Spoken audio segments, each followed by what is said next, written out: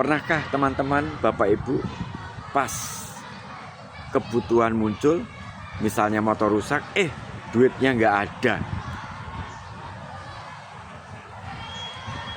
Nah, problem-problem seperti ini, problem keuangan seperti itu sesekali muncul atau kadang-kadang muncul. Karena apa? Karena kita tidak memiliki yang namanya simpanan darurat. Simpanan darurat itu simpanan yang kita buat untuk keadaan-keadaan darurat. Ya misalnya tadi itu motor rusak, mobil rusak, atau misalnya kita sakit. Jadi memang peruntukannya hanya untuk kebutuhan-kebutuhan darurat. Kalau tidak darurat, ya jangan dikeluarkan gitu. Nah, pertanyaan berikutnya, bagaimana saya menghitung dana darurat dan berapa uang yang harus saya siapkan untuk dana darurat? Pertama, teman-teman Bapak Ibu pasti sudah buat dulu kan pengeluaran bulanannya berapa, kemudian pendapatannya berapa. Kemudian setelah itu, dana darurat itu dana yang kita siapkan untuk memenuhi kebutuhan hidup kita, supaya aset kita tidak berkurang. Artinya apa? Kan kita punya harta nih, punya aset gitu. Nah, kalau kita memiliki simpanan yang kemudian karena dana darurat, karena dana darurat belum tersediakan, maka kita akan mengambil dari simpanan kita yang lain. Sehingga itu menjadi tantangan tersendiri. Misalnya kalau kita udah menyiapkan simpanan pendidikan buat anak kita, oleh karena kejadian tertentu, karena kita tidak menyiapkan simpanan darurat, maka kita ambil dari simpanan pendidikan. Ujungnya bisa jadi nanti pendidikannya terganggu. Nah, jadi simpanan darurat besarannya seperti apa? Berapa besarannya? Nah, ada buku yang menjelaskan besarannya 3 kali pengeluaran 1 bulan, 3 kali. Misalnya pengeluaran 1 bulan itu 5 juta, maka siapkanlah 15 juta.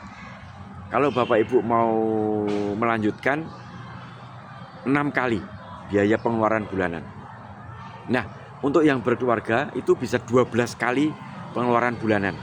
Jadi kalau pengeluaran bulanan misalnya 5 juta, ya siapkan 60 juta untuk 12 bulan.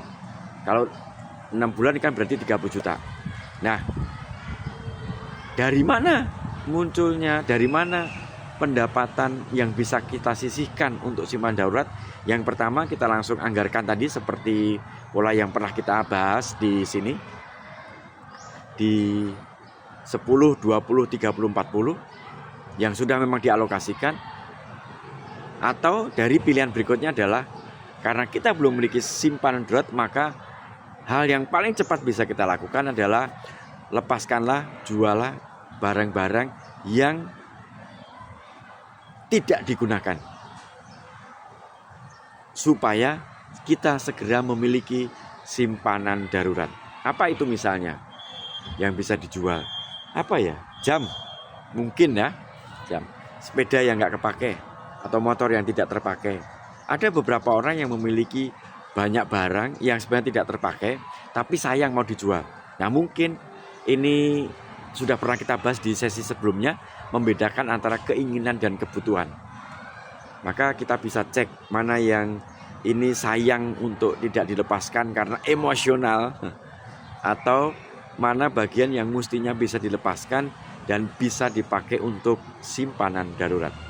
Simpanan darurat menjadi cara bagi kita untuk menyelamatkan atau untuk agar kekayaan bersih kita, aset kita tidak berkurang, menjagai aset kita tidak berkurang.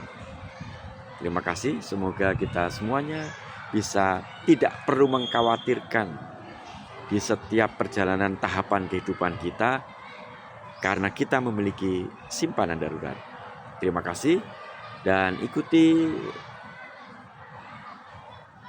YouTube ini atau Instagram ini atau Facebook kami supaya mendapatkan tip dan trik sekaligus inspirasi dari finansial literasi.